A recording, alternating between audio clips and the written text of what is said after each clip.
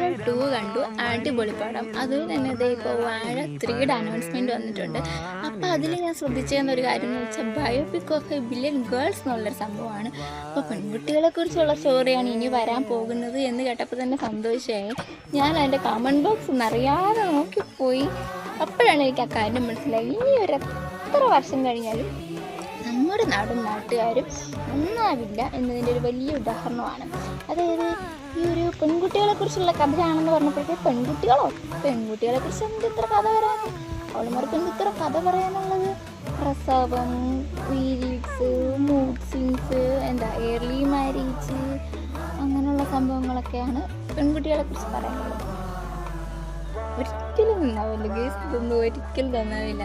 അപ്പോൾ എന്തായാലും നോക്കാം. ഞാനും വളരെ സൂപ്പർ എക്സൈറ്റഡ് ആണ് നമ്മുടെ സിനിമ വരാൻ വേണ്ടിയിട്ട്. നോക്കാമല്ലോ എന്തായിരിക്കും biopic of A billion girls എന്ന്.